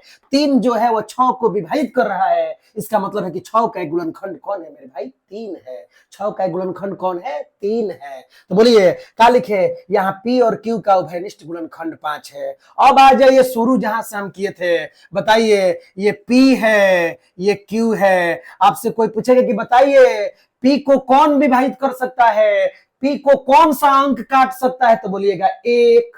सूर्य में बोले हैं, याद कीजिए, पी को कौन सा अंक काट सकता है, बोलिएगा 1। पी को कौन सा अंक, क्यू को कौन सा अंक काट सकता है, बोलिएगा 1। मतलब पी को कौन विभाजित करेगा, तो बोलिएगा 1। पी को, क्यू को कौन विभाजित करेगा, तो 1। यहाँ क्या कर रहा है, देखिए यहाँ 5 पी को भी विभाजित कर रहा है, अब 5 क्यू को विभाजित कर रहा है। बताइए अब पी को कौन विभाजित कर रहा है भाई, 5। क्यू को कौन विभाजित कर रहा है, 5। बताइए कभी भी 5 पी को काट सकता है, कभी भी 5 क्यू को काट सकता है, कभी नहीं हो सकता है, संभव नहीं है। जितनी भी अंग्रेजी वर्णमाला में अक्षर है, 26 अक्षर है ना, अगर कोई अंक काटेगा तो सिर्फ 1 काट सकता है। और इधर क्या बोल रहे हैं कि भाई पी और क्यू दोनों को काटने वाला कौन है, 5 है। पी और क्यू दोनों को काटने वाला कौन है, 5 है। इधर देखिए 5 क्यू को विभाजित करेगा, अब 5 पी को विभाजित करेगा, पी को भी काटेगा 5 और क्यू को भी काटेगा। बताइए 5, ये तो गलत हो गया ना, ये कैसे हो सकता है। क्यू को काटने वाला कौन है, 1 है। पी को काटने वाला कौन है, 1 है। शुरू में हमने बताया, आपको दिखाया भी। और बताइए यहाँ काटने वाला कौन हो गया, 5। अब बोलिए आपने क्या किया, लड़की का 3 गुण लगाया और तीनों फेल हो गया। आम का 3 गुण, 4 गुण नीम के पेड़ पर लगाया, तीनों फेल हो गए। तो क्या लिखे थे, यहाँ विरोधाभास है। अब हम यही बात लिखेंगे, देखिए मेरे भाई, लिखेंगे यहाँ विरोधाभास है। यहाँ विरोधा क्या है, भास है।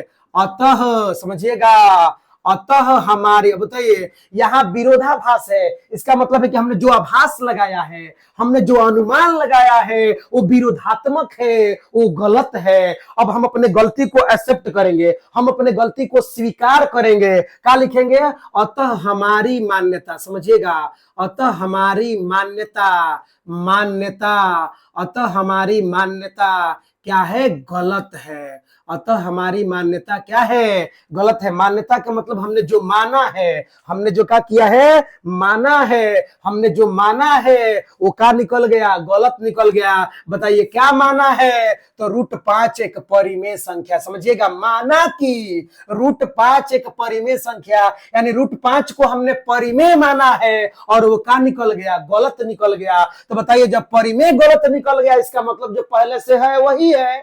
पहले से क्या था भाई मेरे भाई, तो अपरिमेय था। अब लिख दीजिएगा इसलिए, इसलिए √5 एक क्या है, अपरिमेय, अपरिमेय संख्या है।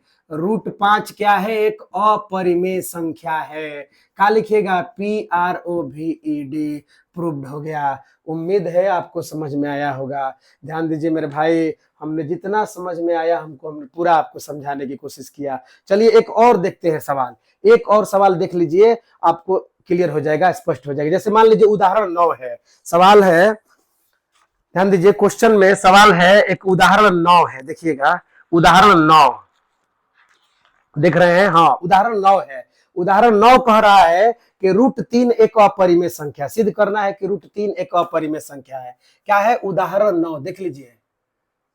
उदाहरण क्या है, 9 है। सिद्ध कीजिए कि √3, क्या मेरे भाई, सिद्ध कीजिए कि √3 एक अपरिमेय संख्या है। √3 एक क्या है, अपरिमेय संख्या है। यही हमको क्या करना है, सिद्ध करना है। देख लीजिए, एक ये वाला संख्या देख लीजिएगा तो आपको स्पष्ट हो जाएगा। बाकी सब उसको होमवर्क में बोल देंगे। ध्यान दीजिए बोर्ड पर, √3 अगर आपको समझ में आ रहा है, ध्यान दीजिए, आपको वीडियो समझ में आ रहा है, आपको पढ़ाई समझ में आ रहा है, तो देखिए मेरे भाई, चैनल को सब्सक्राइब कीजिए, अधिक से अधिक अपने दोस्तों के पास फैलाइए और वीडियो को लाइक कीजिए। आप लाइक नहीं कर रहे हैं, आप वीडियो देख रहे हैं, बस देख कर छोड़ दे रहे हैं। ध्यान दीजिए, आप इसे अधिक से अधिक अपने दोस्तों के पास पहुंचाने का कोशिश कीजिए। आप इसे लाइक कीजिएगा तभी जाकर थोड़ा इस वीडियो का प्रचार हो पाएगा, थोड़ा इस वीडियो का फैलाव हो पाएगा। आपके लाइक और शेयर के करने से ही होगा ऐसा। अगर आप नहीं कीजिएगा तो इसे फैलाने में बहुत समस्या हो जाएगा। इसीलिए मेरे भाई बोल रहे हैं, थोड़ा इसको ध्यान दीजिए। अगर समझ में आपको आ रहा है तो, नहीं आ रहा है तो फिर कोई बात नहीं है। जब समझ में नहीं आ रहा है तो बताइए दूसरे को काहे लिए फंसाइएगा भाई। तो अगर आपको लग रहा है कि ना ना ना ठीक है, समझ में आ गया हमको, तो आप इसको एक बार देख लीजिए, शेयर करके देखिए क्या हो रहा है। चलिए देखते हैं। क्या है, सिद्ध कीजिए। ध्यान दीजिए, उदाहरण 9 है, सिद्ध कीजिए कि √3 एक अपरिमेय संख्या है। सब जानता है, आपको भी पता है कि यह अपरिमेय संख्या है, परंतु हमें क्या करना है, सिद्ध करना है। जानने से कुछ नहीं होगा। तो बताइए हम क्या मानेंगे, उल्टा मानेंगे। अभी आपने देखा है, अब समझिए, अब हम डायरेक्ट बना रहे हैं, आप सीख गए हैं, 1 नंबर सवाल सीखे हैं, इसलिए अब आप एकदम धड़ाधड़ बनाइएगा। बोले क्या मानेगा, माना कि, समझिएगा, माना कि √3, √3 एक क्या है मेरे भाई, परिमेय संख्या है। √3 एक क्या है, परिमेय संख्या है।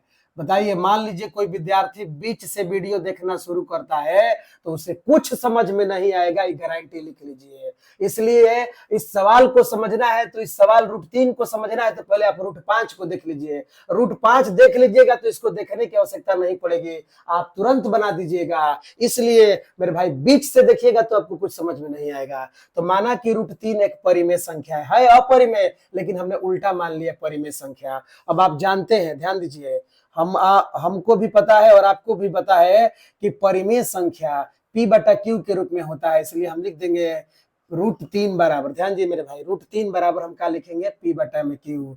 बगल में लिखेंगे जहां P और Q, जहां P और Q क्या है, पूर्णांक है। जहां P और Q क्या है मेरे भाई, पूर्णांक है, तथा Q बराबर नहीं है शून्य के।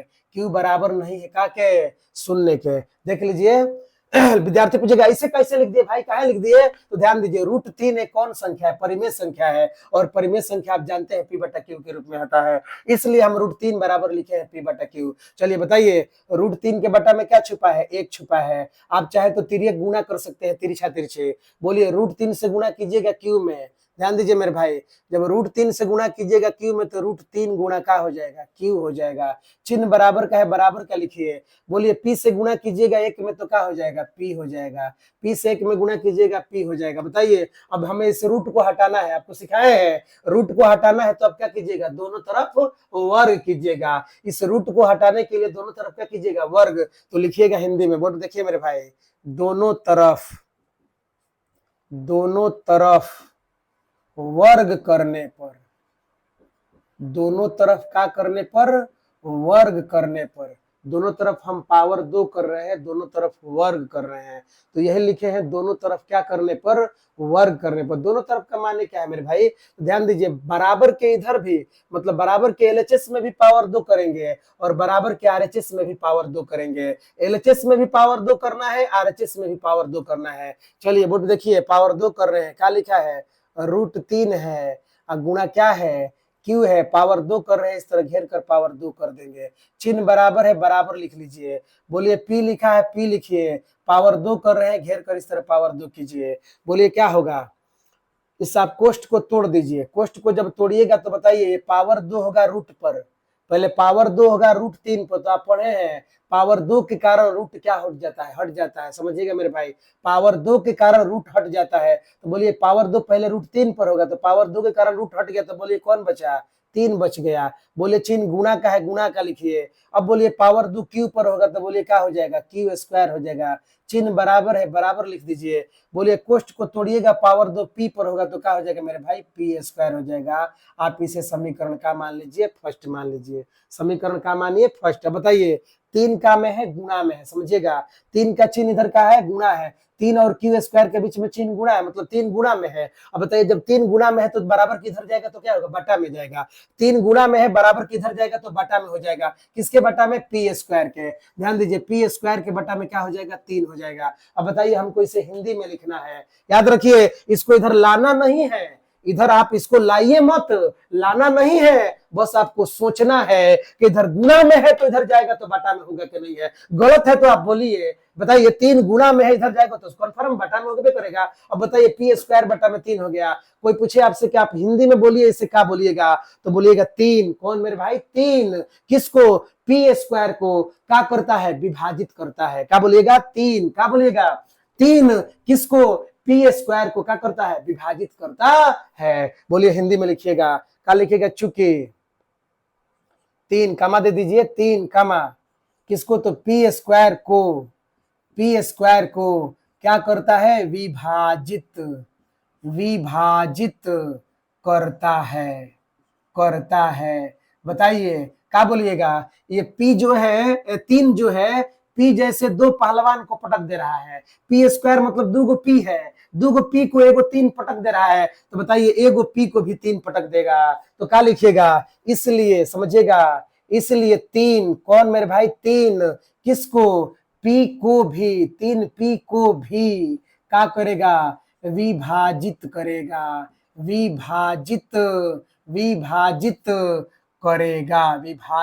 करेगा।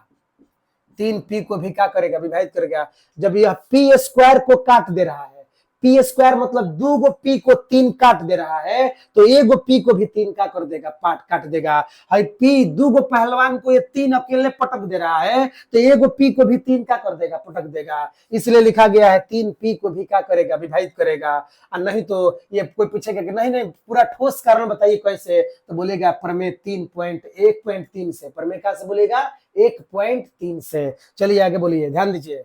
अब क्या कीजिएगा मेरे भाई, बोलेंगे हम समीकरण फर्स्ट में, सुनिएगा, समीकरण फर्स्ट में कौन अकेले है।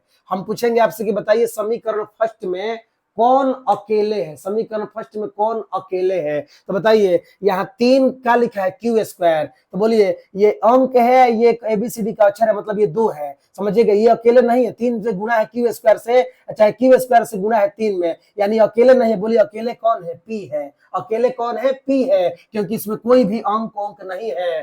तो क्या लिखिएगा, लिखिएगा माना कि, ध्यान दीजिए, जो अकेले है उसी को मानना है, माना कि, ताकि माना कि का बराबर पी बराबर, ध्यान दीजिए मेरे भाई, स्क्वायर से आपको कोई मतलब नहीं है, जो अकेले है तो बोलिए अकेले कौन था, पी था, माना कि पी बराबर। बोलिए अब समीकरण फर्स्ट में बोलिए कौन सा अंक आया है, समीकरण फर्स्ट में कौन सा अंक आया है, तो बोलिएगा 3 आया है, तो लिखिएगा माना कि पी बराबर 3, और एक ने अपने से एक चौर लिख दीजिए, जैसे हम लिख देते रहे एम, तो माना कि पी बराबर को एम 3m। फिर से समझिए, समीकरण फर्स्ट में, समीकरण फर्स्ट में हम पूछे आपसे कि बताइए मेरे भाई कौन अकेले है, तो बोले हैं आपके पी अकेले है।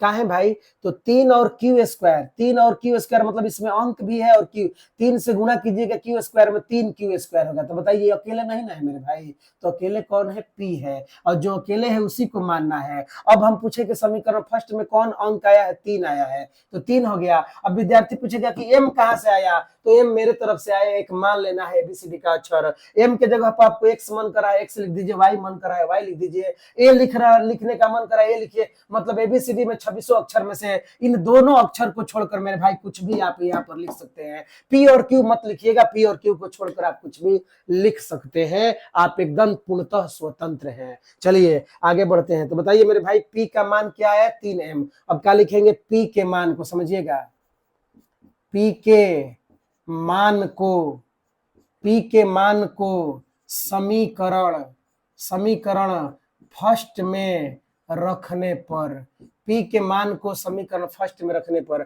विद्यार्थी पूछेगा कि भाई पी का मान कौन है, हमें तो पी का मान समझ में नहीं आ रहा है कि पी का मान कौन है, तो पी के जो बराबर है, बताइए पी के बराबर कौन है, 3m, तो यही ना पी का मान है। पी का मान कौन है, तो 3m है, पी का मान कौन है, तो 3m है, कौन m है मेरे भाई, 3m है। अब बताइए समीकरण फर्स्ट कौन है, तो समीकरण फर्स्ट है 3 गुणा क्यू स्क्वायर बराबर पी स्क्वायर, समीकरण फर्स्ट कौन है, तो 3 गुणा क्यू स्क्वायर बराबर का स्क्वायर, पी स्क्वायर। अब देखिए समीकरण फर्स्ट में जहां पी आएगा मेरे भाई, समझिएगा, समीकरण फर्स्ट में जहां पी आएगा वहां पर 3m बैठा देंगे, बाकी जो जैसे है वैसे ही उतर जाएगा।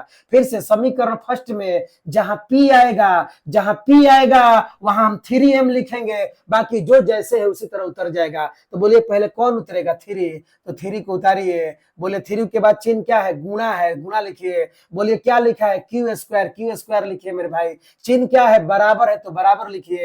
अब आपको समझ में नहीं आ रहा है तो इसको पावर 2 मिटा दे रहे हैं, थोड़ी देर के लिए हटा दे रहे हैं। बताइए अब बोलिए, क्या पूछेगा कि बोलिए कौन है, तो बोलिएगा पी है। अब बताइए पी का मान कौन है, तो 3m है, तो बोलिए हम पी के जगह पर क्या बैठा सकते हैं, 3m, क्योंकि पी के बराबर है 3m, पी के बराबर है 3m, तो यहाँ पी के जगह पर हम क्या लिख दे रहे हैं, 3m, 3m, लेकिन इस पर पावर 2 है। अब जब p पर पावर 2 है तो उसके मान पर भी पावर 2 हो जाएगा, तो इस तरह घेर कर पावर 2 कर दीजिए। चलिए अब देखिए बोर्ड पर 3 है, हम 3 को उतार रहे हैं, गुणा है गुणा उतर गया, क्यू है क्यू स्क्वायर को उतार दिए, चिन्ह बोलिए बराबर है। अब बताइए मेरे भाई इस कोष्ट को आप तोड़िएगा, कोष्ट को जब आप तोड़िएगा तो पावर 2 सबसे पहले किस पर होगा, 3 पर होगा, पावर 2 जब 3 पर होगा तो 3 गुणा 3 तितरी के क्या हो जाएगा, 9। इधर बोलिए बीच में चिन्ह क्या है, तो बोलिएगा गुणा का चिन्ह है। अब बोलिए पावर 2 किस पर होगा, m पर, तो बोलिएगा क्या हो जाएगा, m स्क्वायर। अब बताइए 3 से ये 9 कट जाएगा, तो बोलिएगा हाँ कट जाएगा, कटाइए, 3 इकाई 3, तितरी के क्या हो जाएगा मेरे भाई, 9। अब बताइए ध्यान दीजिए इधर कौन बचा, 1 गुणा क्यू स्क्वायर, तो आप ही बताइए क्यू स्क्वायर से गुणा कीजिएगा 1 में, क्यू स्क्वायर से 1 में गुणा कीजिएगा क्या हो जाएगा, क्यू स्क्वायर, चिन्ह बोलिए क्या है, बराबर। अब बताइए इधर कौन बचा, 3, चिन्ह क्या है, गुणा, बोलिए कौन है, m स्क्वायर लिखिए। अब बताइए मेरे भाई 3 का में है, गुणा में, आपसे कोई पूछेगा कि बताइए 3 का में है, गुणा में, अब बोलिए बराबर किधर आएगा तो क्या हो जाएगा, बट्टा में हो जाएगा।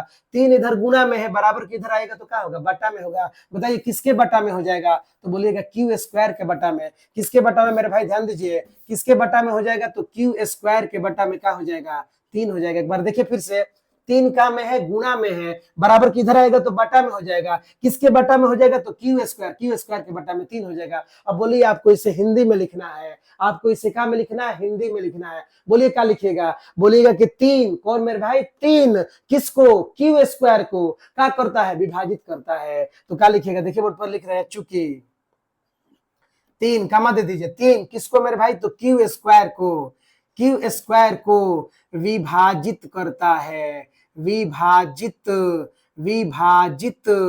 करता है, तीन क्यू स्क्वायर को क्या करता है, विभाजित करता है। बताइए तीन, ये जो तीन है ये दो गो पहलवान को पटक दे रहा है, यानी क्यू जैसे दो गो पहलवान को पटक दे रहा है, तो बताइए तीन क्यू को भी क्या करेगा, विभाजित करेगा। क्यू स्क्वायर को जब तीन काट दे रहा है तो अकेले क्यू को भी तीन क्या करेगा, काटेगा। तो इसी बात को लिखेगा, इसलिए इसलिए तीन, कौन मेरे भाई, तीन क्यू को भी क्या करेगा, विभाजित विभाजित विभाजित करेगा करेगा। फिर से एक बार समझ लीजिए, तीन क्यू स्क्वायर को, क्यू स्क्वायर मतलब दो गो क्यू को विभाजित कर रहा है। जब तीन जो है वह दो गो क्यू को विभाजित कर रहा है तो तीन ए गो क्यू को भी क्या करेगा, विभाजित करेगा। तीन एक क्यू को भी क्या करेगा, विभाजित करेगा, स्वाभाविक बात है। तो बताइए तीन क्यू को भी क्या करेगा, विभाजित करेगा। बताइए, समझिए बट देखिए, तीन पी को भी विभाजित करेगा और तीन क्यू को भी विभाजित करेगा। तो क्या लिखेगा मेरे भाई, यहां समझिएगा, यहां पी और क्यू, पी और क्यू, पी और क्यू का उभयनिष्ठ, उभयनिष्ठ, ध्यान दीजिए, पी और क्यू का कौन चीज, उभयनिष्ठ गुणनखंड, उभयनिष्ठ गुणनखंड क्या है मेरे भाई, तीन है। पी और क्यू का उभयनिष्ठ गुणनखंड कौन है, तीन है। विद्यार्थी पूछेगा कि हमको ये तो लाइन समझे में नहीं आया, तो आप देखिए पी में भी तीन है, क्यू में भी तीन है, पी को भी तीन विभाजित करेगा, क्यू को भी तीन विभाजित करेगा, यानी पी और क्यू दोनों में है इसलिए उभयनिष्ठ। पी में भी तीन है, क्यू में भी तीन है इसलिए उभयनिष्ठ। और गुणनखंड के मतलब है कि दोनों को विभाजित कर रहा है, दोनों को। जैसे मान लीजिए छ कट जाएगा तीन से, छ कट जाएगा तीन से, तो बोला है कि छ का एक गुणनखंड कौन है, तीन है। छ का एक गुणनखंड कौन है मेरे भाई, तीन है, क्योंकि छ विभाजित हो जाएगा तीन से। अब बताइए क्या बोलिएगा, तीन विभाजित हो रहा है, तीन कट रहा है, फिर से तीन पी को विभाजित करेगा और तीन क्यू को भी विभाजित करेगा, यानी तीन जो है वह पी को भी काट दे रहा है और तीन क्यू को भी काट दे रहा है, यानी पी और क्यू दोनों को काटने वाला कौन है, तीन है, इसलिए तीन को हमने उभयनिष्ठ गुणनखंड लिखा। काट दे रहा है इसलिए गुणनखंड है। अब बताइए, आपसे कोई पूछेगा कि बोलिए पी का से कटेगा, सोचिए पी का से कटेगा, तो बोलिएगा एक से कटेगा। मैंने अंक में कोई पूछेगा कि अंक बताइए का से कटेगा, तो बोलिएगा एक से कटेगा। फिर कोई पूछेगा कि बताइए क्यू का से कटेगा, तो एक से कटेगा। कटेगा कि नहीं कटेगा। जितना भी अंग्रेजी वर्णमाला में अक्षर है, बताइए 26 अक्षर है, 26 के 26 अंक से अगर देखा जाए कि कौन अंक से कटेगा, तो क्या से कटेगा, एक से कटेगा। बाकी दुनिया में कोई ऐसा अंक नहीं है जो पी को काट दे, क्यू को काट दे, ए को काट दे, बी को काट दे, सी को काट देंगे। 26 अक्षर को काटने वाला सिर्फ और सिर्फ कौन है मेरे भाई, एक है। यहाँ पर क्या है, देखिए यहाँ पी और क्यू दोनों को कौन काट रहा है, तीन काट रहा है। बताइए, आपसे कोई पूछे कि पी में भागा दीजिए तीन से, बताइए तीन से पी में भागा दीजिए और कटाइए। बताइए तीन कभी पी से कटेगा मेरे भाई, कभी नहीं कटेगा। लेकिन बताइए पी में भागा देना है एक से, तो बताइए एक का पहाड़ा कितना बार पढ़िएगा, एक का पहाड़ा पी बार पढ़िए, एक का पहाड़ा पी बार पढ़िएगा तो पी आएगा, बोलिए कट गया। अब विद्यार्थी पूछेगा एक का पहाड़ा पी बार कैसे पढ़िएगा, यानी एक का गुण एक से गुणा कीजिए पी में, एक का पहाड़ा पी बार पढ़ना है, मतलब एक से गुणा कीजिए का में, पी में, एक से गुणा कीजिए का में, पी में, एक का पहाड़ा क्यू बार पढ़ना है, यानी एक से गुणा कीजिए क्यू में, एक का पहाड़ा एम बार पढ़िए तो एम से गुणा की, एक से गुणा कीजिए एम में, एक का पहाड़ा आर बार पढ़िए तो एक से गुणा कीजिए का में, आर में। तो बताइए आर से गुणा कीजिएगा एक में तो क्या गया, पी से गुणा कीजिएगा एक में, पी, बोलिए कट गया कि नहीं कट गया। तो बताइए अंग्रेजी वर्णमाला को काटने वाला दुनिया में सिर्फ कौन अंक है, एक, एक ही है जो अंग्रेजी वर्णमाला में उपस्थित एबीसीडी अक्षर को काट सकता है। बताइए यहाँ पर आप क्या लिखे, तीन, देखिए तीन क्यू को भी काट रहा है और तीन पी को भी काट रहा है। बताइए ये संभव है, ये हो सकता है, तो बोलिएगा यहाँ विरोधा क्या है, भास है। तो लिखिएगा यहाँ विरोधाभास है। विरोधा क्या है मेरे भाई, भास है। अच्छा विरोधाभास कहाँ है भाई, समझिएगा, रुकिए। तो विरोधाभास में जो स है गड़बड़ लग रहा है, स शायद ये वाला नहीं होना चाहिए, ये हम ध्यान नहीं दिए हैं। एक सेकेंड एक सेकेंड एक सेकेंड, कहीं लिखा है ऐसा, विरोधाभास उभयनिष्ठ तो ठीक है। देखिए ये विरोधाभास समझिएगा, उससे सुधार लीजिएगा, ये वाला स होगा, ठीक है। तो यहाँ क्या है मेरे भाई, विरोधाभास है, समझेगा। यहाँ विरोधा क्या है, भास है, यानी जो हमने आभास लगाया है, हमने जो अनुमान लगाया है वो विरोधात्मक है, वो गलत है। तो अब हम अपने गलती को स्वीकार करेंगे, अतः हमारी मान्यता गलत है। अतः हमारी मान्यता, अतः हमारी मान्यता क्या है मेरे भाई, गलत है। यानी हमने जो माना है, मान्यता मतलब हमने जो माना है वो क्या है, गलत है। वो क्या है, गलत है। बताइए हमने क्या माना है, माना कि √3 एक परिमेय संख्या है, माना कि √3 एक परिमेय संख्या है, यही ना माना है। और बताइए क्या निकल गया, गलत निकल गया। अब बताइए जब √3 एक परिमेय संख्या गलत हो गया तो जो है वही है, मतलब √3 परिमेय हमने माना है, परिमेय गलत हो गया तो क्या है, अपरिमेय है। तो लिखिएगा इसलिए √3 एक अपरिमेय, अपरिमेय, अपरिमेय क्या है मेरे भाई, संख्या है। प्रूव्ड हो गया, देख लीजिए, प्रूव्ड हमने कर दिया। अब आप समझ गए होंगे, आप इसे HW में लिख लीजिए मेरे भाई। अब ये दो जब बना लिए तो आप √5 को बनाइए लिए हैं, √3 को बनाइए दिए हैं। अब इसे हम आप HW में दे रहे हैं आपको, आप इसे बनाइएगा। ये जब सीख जाइएगा तो आप इसे बनाइएगा, जरूर आपसे बन जाएगा। वीडियो बहुत लंबा हो गया है, यहीं पर हम रोक रहे हैं। आपको अच्छा लग रहा है तो आप इस चैनल को सब्सक्राइब कीजिए, वीडियो को लाइक कीजिए, अधिक से अधिक अपने दोस्तों के पास शेयर कीजिए। तब तक के लिए धन्यवाद, मिलते हैं हम अगले वीडियो में। जय हिंद, जय भारत।